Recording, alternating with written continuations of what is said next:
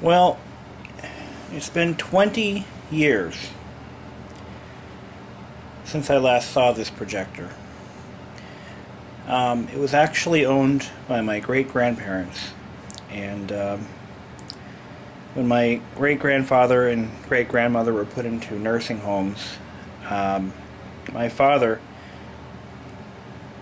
decided, actually I think it was my dad, who thought I should have something from the whatever was left of what they owned. So he grabbed this projector. Now this is my maternal, these are my maternal grandparents, great-grandparents. He grabbed the projector and he was going to try to get the camera that came with it, but unfortunately that was put up to bid in a family reunion style auction. Now this is back in the mid-1980s, as far as I know. And he got the projector and brought it home from Pennsylvania, and it was stored in a closet. Now, when I was about, I want to say like in 1990 to 91 or so, we had a neighbor who was looking for a projector to project some of his movies onto. Meanwhile, all this time I had no idea that my father had gotten this projector for me. And the projector was actually lent to our neighbors in 1990 or 91-ish. And all this time, I had no idea this projector existed. I did not know. I had no idea. No one ever told me. And about a year or so ago, my old neighbor, who's now in he's almost 80 years old, I believe, he mentioned to me that, oh yeah, I have your projector. No, wait, my father actually told me that, by the way, you have a projector and our neighbors have it. And meanwhile, we've moved several towns over. So, for the past year, I've been trying to get this thing back. Now, I know this projector hasn't been used since the mid-1980s at the earliest. So I had no idea what condition it was in, if it even works. So, tonight, I went over to these people's house to help them with the computer problem, and I had asked if I could possibly have my projector back. The one that I just found out I owned. So, he found it. It was buried in a closet. He had never plugged it in, never turned it on. He never got to starting his video project with it. So, here it is. For the first time in 20 years, it's in my possession. Back in the family where it belongs. So let's take a look at it. Now this is a Bell & Howell silent 8mm. Seems to be all there. Take the cover off. The instructions are printed on the inside of the lid. Still in very good condition. I have no idea how old this model is. I've never plugged it in. I've never turned it on. I don't know what to expect. So once I figure out what its operational condition is, I will probably try to restore it, or tear it down, lubricate it, give it the same refurb job as I did the Wallen sack, or whatever the hell that thing is, through here. Still has the reel. Now, unfortunately, nobody knows what happened to the family movies, if there even are any, or were any. Nobody has a clue. They're gone. They're gone for good. Now the rubber cord is still very pliable. It doesn't appear to be cracking or anything, so that's a good sign. This is the original Bell & Howell reel. This thing's in amazing condition. I'm going to plug it in, make sure it's in the off position. Okay, it's off. Alright. So, for the first time in at least 25 years, let's switch her on. Uh-oh. The motor's frozen. Oh, there it goes. It's moving. There it goes. Nice. So the motor runs. Alright. Open these up. This is an Autoload model. Oh, it's going to need some lubrication. Yikes.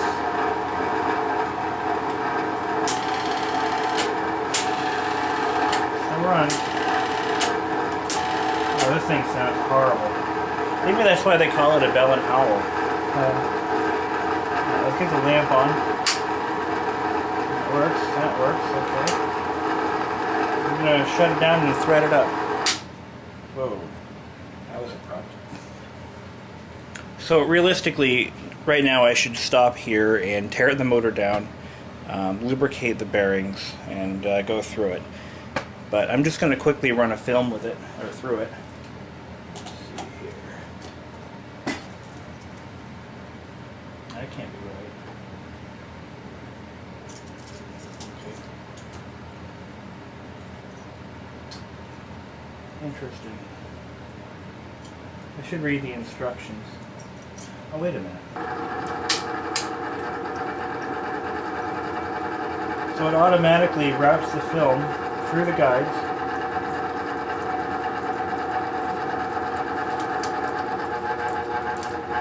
And then jams like that. So, oh boy.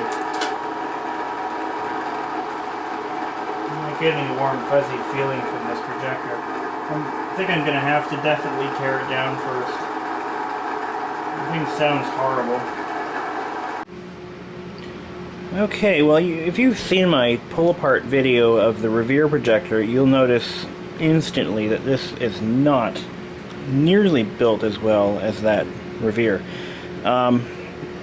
This projector might be quieter, but it is not a better product by any means. I'll explain a little bit as to why I'm saying that.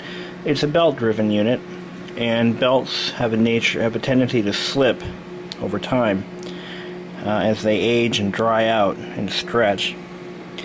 It has a lot of plastic. This blower housing is made of plastic, not Bakelite, but plastic.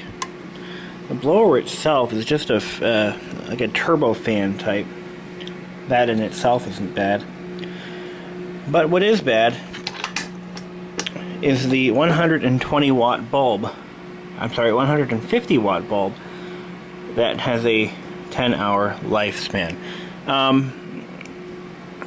And I noticed that on all this plastic, there's this fuzzy stuff that's formed on it over the years. I don't know what that is.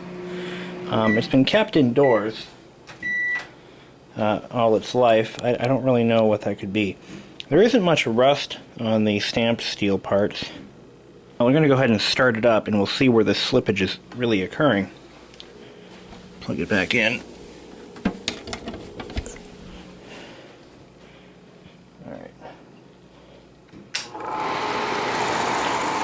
Alright, so the motor has two fans. One to cool itself, one to cool the bulb. Let's see where the noise is coming from too. I'm going to put it in forward mode.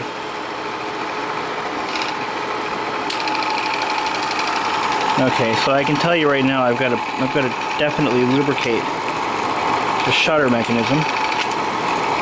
That's just a plastic. See, there's another thing. These little plastic things can wear out, causing imprecise shutter action. The grease seems to be in good shape.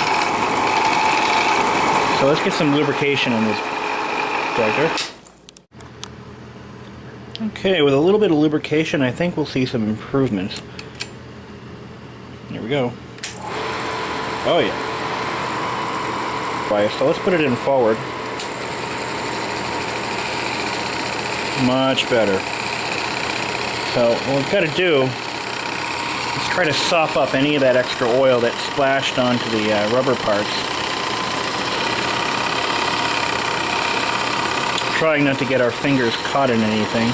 The shutter assembly, or the shutter wheel, drives the film advance lever, which is that thing you see bouncing up and down. That rides in like a swash plate, and it goes up and down and in and out. See? And of course, here's our main shaft. The quality in this projector is nowhere near the level of that Revere, but it's good enough.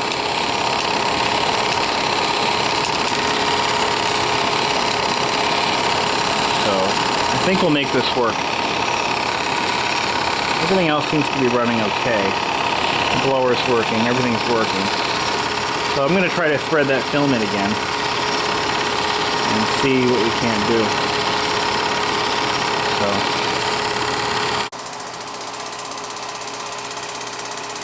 here we go. Film through here. Got our light on and we're going forward. Try to get it in focus. Okay, it's staying in frame.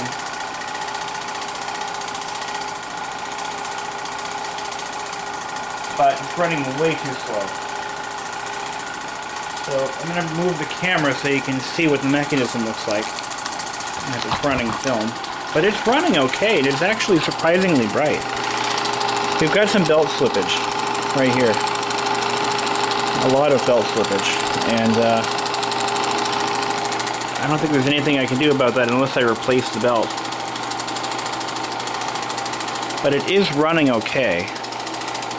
And the way you see it on camera is exactly as I see it in person. But we definitely have some slippage going on, and there's no speed adjustment on the motor at all. Well, anyway, to show you, once again, this is how the projector runs, and this is pretty damn good. But it only runs in reverse. Isn't that awesome? Because the clutch on this wheel here, it's funny, this thing doesn't really have a rewind mode, forward or backwards, and I don't think I like this projector. I like the image quality, that's pretty cool, but everything else about it, I don't know. By the way, this is the man who used to own it. That was my great-grandfather. He died 20 years ago. If he could be alive to see this today. But look at how smooth that image is. That's how it should look. That's how the Revere should look. There's no reason that projector shouldn't look that clear. So I'm going to do some more work to it, maybe figure out what's going on. But that is how an 8mm projector should run. Look at that. Smooth as butter.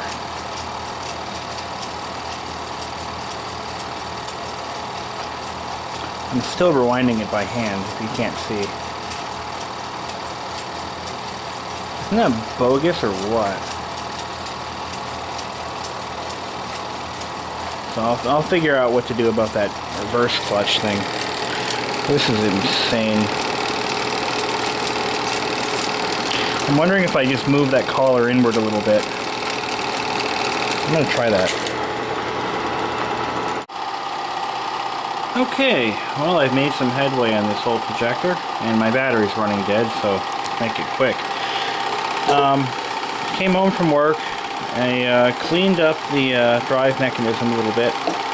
There's some oil had splashed inside this drum here, inside the shutter, which is also the main part of the drive assembly.